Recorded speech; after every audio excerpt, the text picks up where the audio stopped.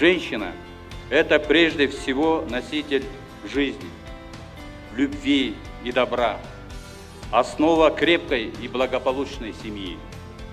И именно женщины по природе своей смогут стать той силой, которая объединит людей. В истории имеется множество фактов, когда женщины останавливали войны и обеспечивали мирную жизнь.